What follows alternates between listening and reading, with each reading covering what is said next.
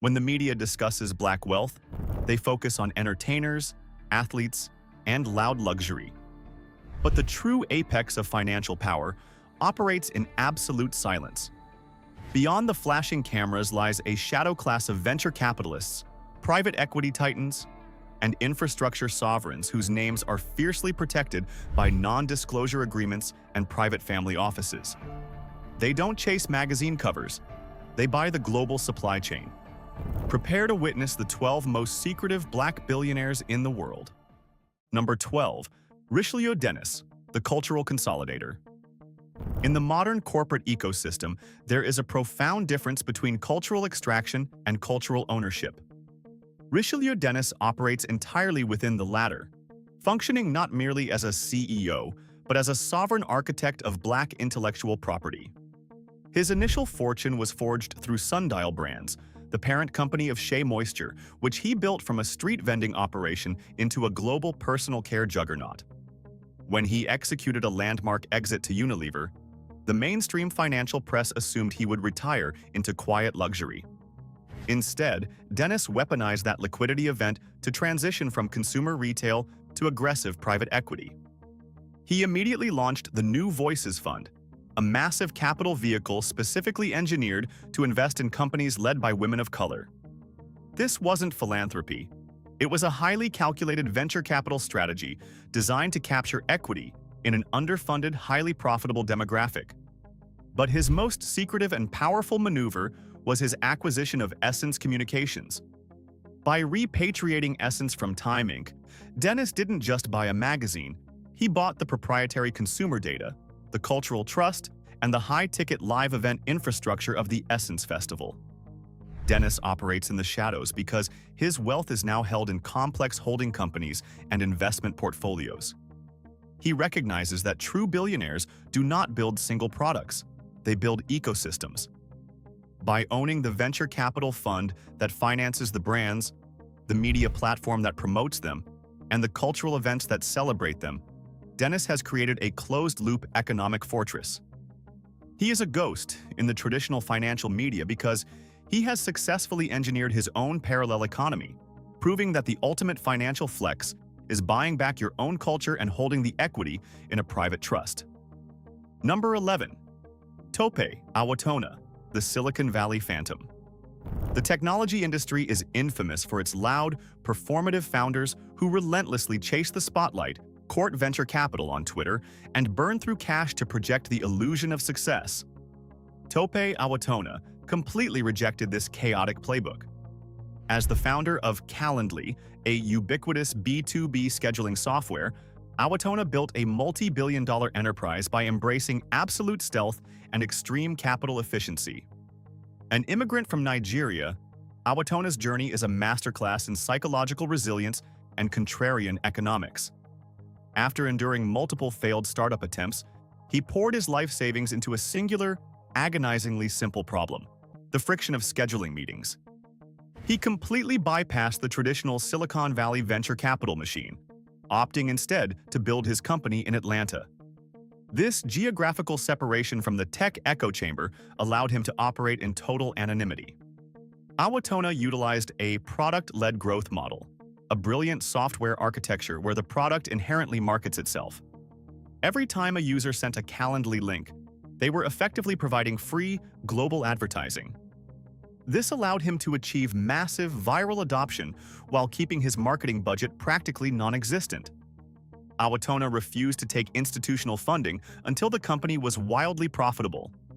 When he finally allowed venture capitalists to participate, Calendly was valued at over $3 billion, and he retained a massive controlling equity stake. He remains fiercely private, avoiding the podcast circuit and keynote stages. His wealth is entirely digital, frictionless, and invisible to the naked eye. In a sector obsessed with noise, Awotona proves that the most lethal entrepreneurs are the ones who quietly build the foundational software infrastructure of the corporate world, collecting monthly recurring revenue from millions of users who don't even know his name. Number 10. Michael Lee Chin, the Jamaican financial architect. True macroeconomic power is rarely loud. It resides in the quiet mahogany boardrooms of mutual funds and commercial banking. Michael Lee Chin is a titan of Caribbean and Canadian finance who built a sprawling multi-billion-dollar empire through the relentless application of crisis investing. Operating primarily out of a private holding company, Portland Holdings, Lee Chin's wealth architecture is predicated on the philosophy of buy, hold, and prosper.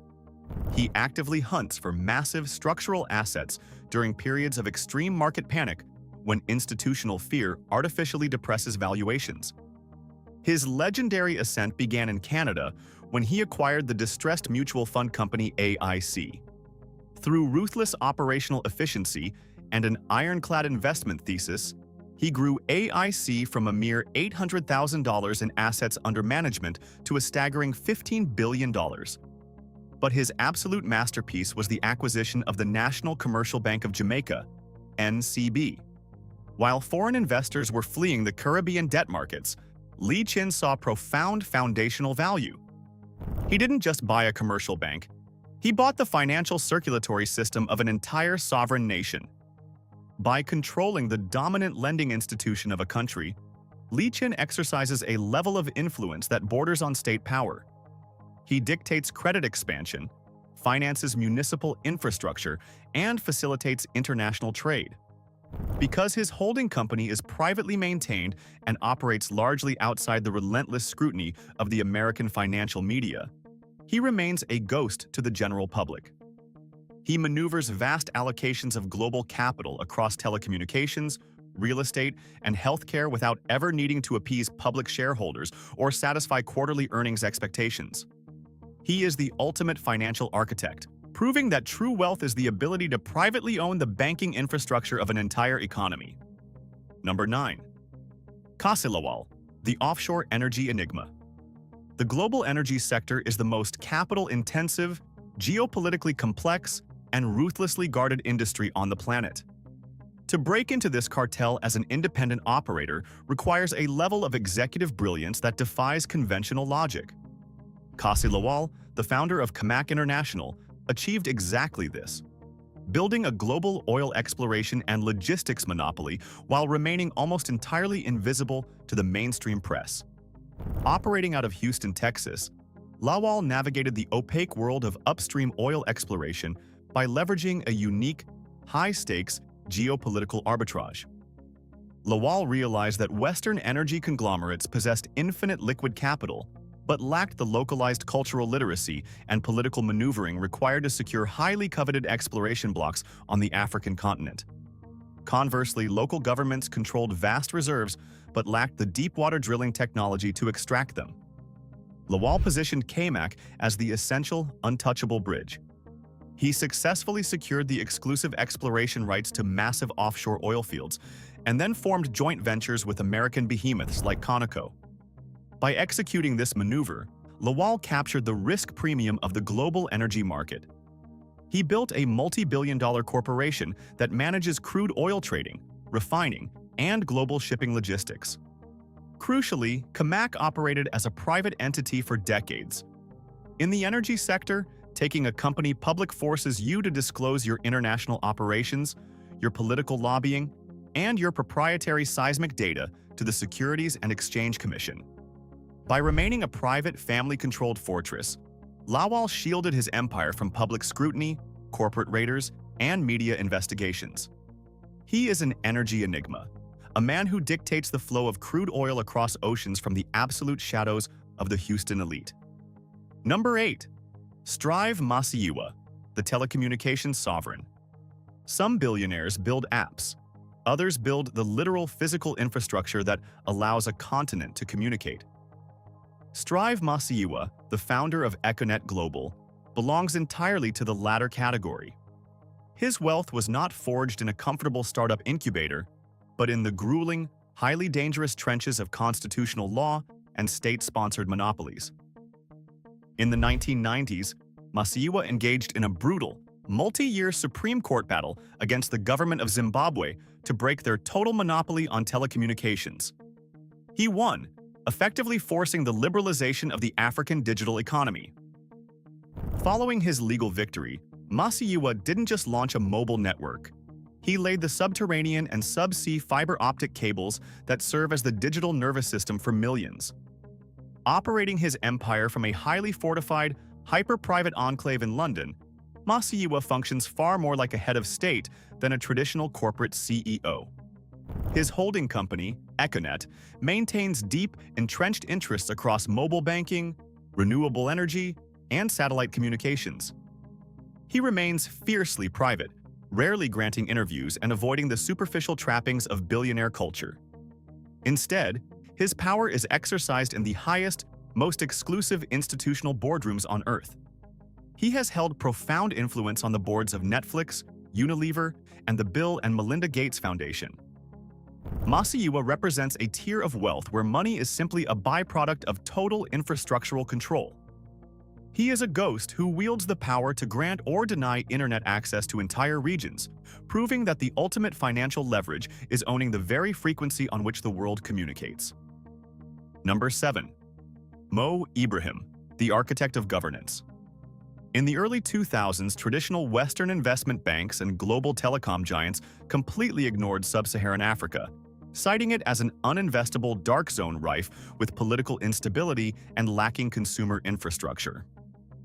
Mo Ibrahim, a visionary telecommunications engineer, saw this not as a risk, but as the greatest economic arbitrage opportunity of the century. He founded Calendly, building mobile networks across the continent when everyone else refused to try. He successfully captured the ultimate risk premium, eventually selling the company for a staggering $3.4 billion. What places Ibrahim on this list, however, is what he did next. The moment he secured his billions, he effectively vanished from the corporate radar and transitioned his massive capital into the shadows of geopolitical governance. He established the Mo Ibrahim Foundation and introduced the Ibrahim Prize for Achievement in African Leadership. This is not standard charity. It is weaponized, strategic philanthropy. He offers a massive, multi-million-dollar cash prize to African heads of state who govern transparently and willingly transfer power peacefully. Ibrahim fundamentally altered the financial incentives of international geopolitics. He recognized that you cannot buy stability through traditional corporate lobbying. You must directly incentivize the sovereigns. He operates from the shadows, utilizing his multi-billion-dollar endowment to effectively buy peace treaties, transparent elections, and continental stability. Mo Ibrahim is an absolute anomaly in the billionaire class. He took the profits of a continental monopoly and used them to rewrite the political architecture of Africa, proving that true, unshakable power is the ability to quietly govern the governors. Number 6. Abdulsamad Rabiu, the commodities ghost. When the global financial media discusses Nigerian wealth, they focus almost exclusively on Aliko Dangote. This media obsession is the absolute greatest asset for Abdulsamad Rabiu. As the founder and chairman of BUA Group, Rabiu has constructed a towering, multi-billion-dollar industrial conglomerate in complete stealth, perfectly content to let his rivals absorb the relentless public scrutiny and political heat. Rabiu operates in the unglamorous, violently lucrative sector of heavy hard commodities: cement, sugar refining, and real estate. The financial mechanics of his empire rely on total, uncompromising vertical integration. In a rapidly urbanizing continent where infrastructure demands are insatiable, controlling the raw materials is the ultimate economic chokehold. Rabiu doesn't just own the cement processing plants, he owns the massive limestone quarries, the dedicated deepwater shipping ports, and the logistics fleets that transport the materials. By owning the entire supply chain, BUA Group is heavily insulated against global supply shocks, currency devaluations, and inflation. He is a master of industrial stealth, commanding sprawling manufacturing complexes that dictate the physical growth of cities, yet his face is rarely seen in mainstream Western publications. His strategy of flying under the radar allows him to execute massive corporate acquisitions, negotiate favorable state tariffs, and expand his oligopoly without triggering international antitrust alarms. Rabiu is the definitive commodities ghost. He understands that the flashiest billionaire is usually the most vulnerable, and that true power lies in quietly owning the concrete that the rest of the economy is built upon. Number 5. Frank Baker, the private equity predator.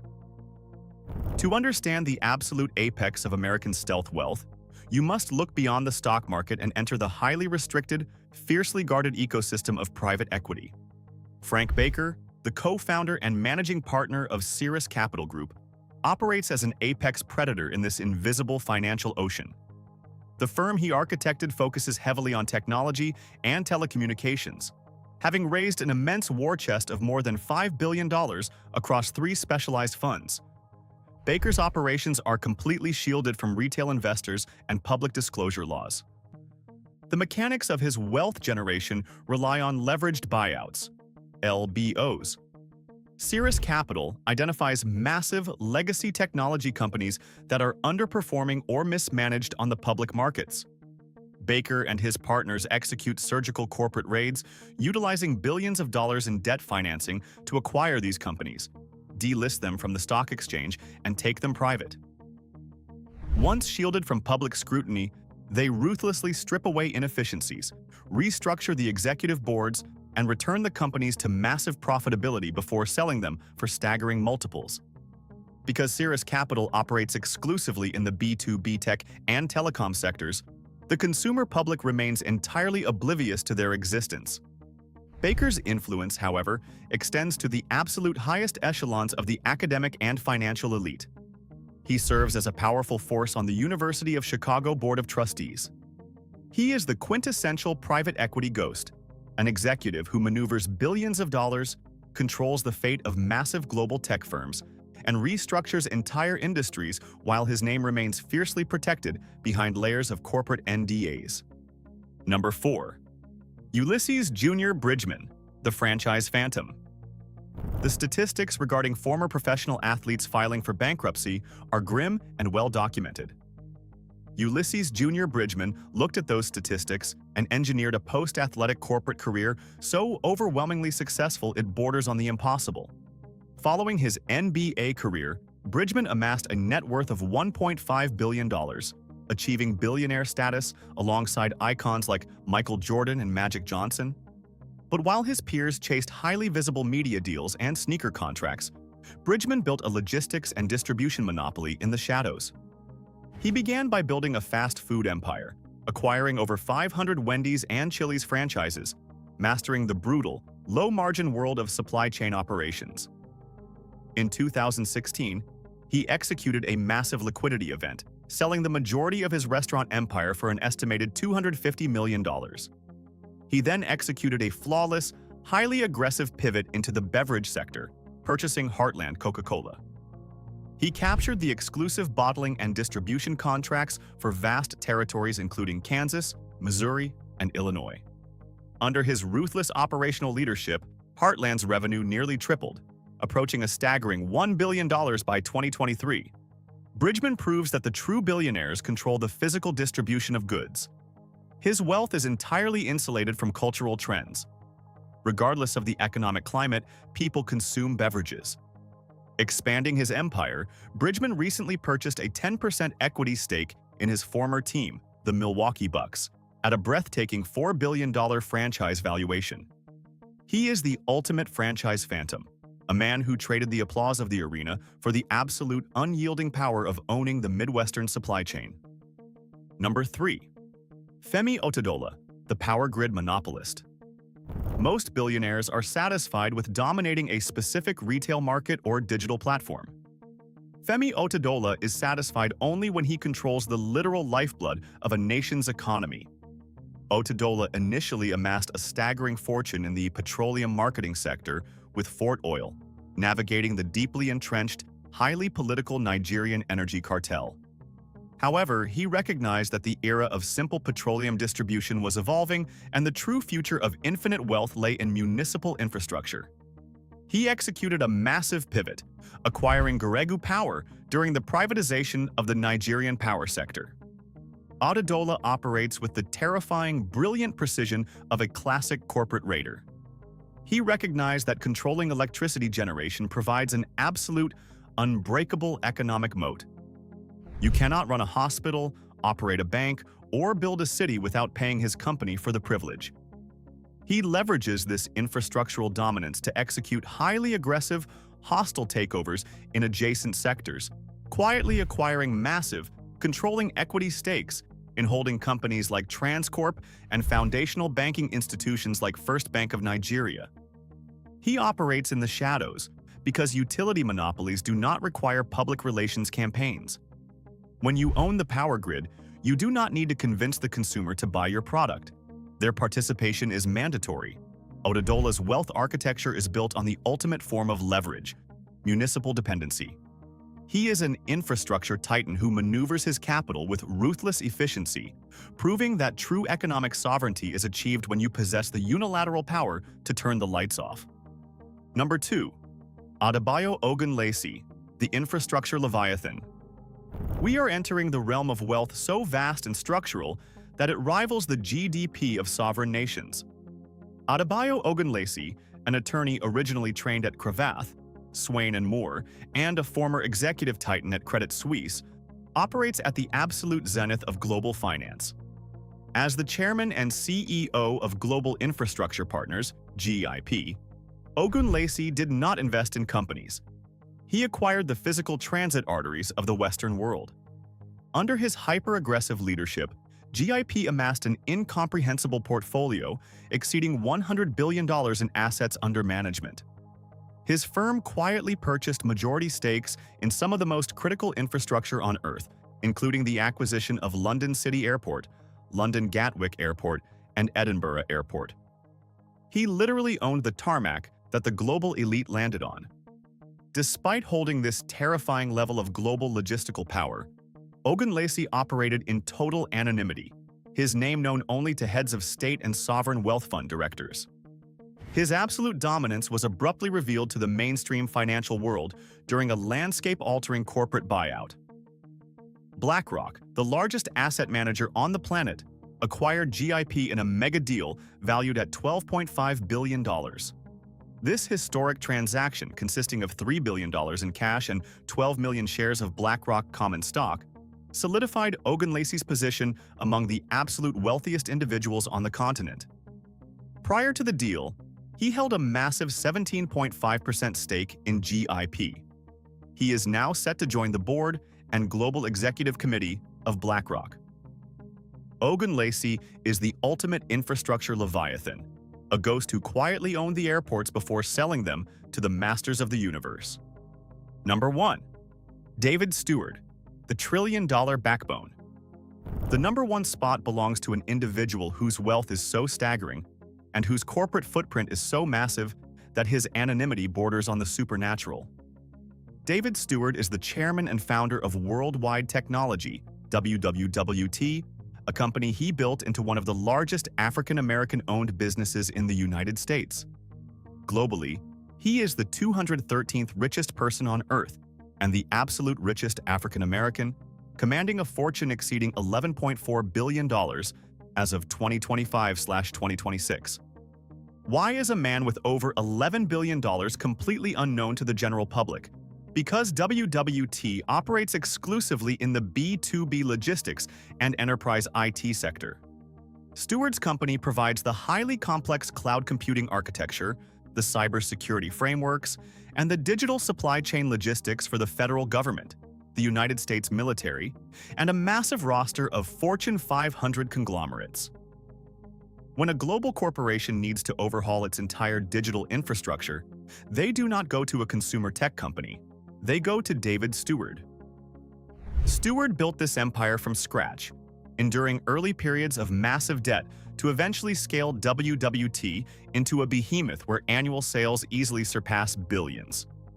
He operates his empire with extreme corporate discipline, deeply rooted in his personal faith and biblical principles. He sits entirely outside the Hollywood and Silicon Valley media apparatus, holding his immense equity privately. He is the invisible digital backbone of the global economy. Steward reigns at number 1 because he achieved the ultimate impossibility. He amassed an $11 billion fortune by controlling the world's data logistics, remaining an absolute ghost in the machine. From controlling the Midwestern supply chain to owning the European airports and the global digital backbone, These 12 titans prove that the greatest fortunes are built in the shadows. They bypass the superficial noise of public fame to acquire absolute, unbreakable leverage over the global economy. Which of these secretive billionaires surprised you the most? Let us know in the comments below. For more cinematic deep dives into the unwritten rules of elite global wealth, make sure to like this video and subscribe to Black Status.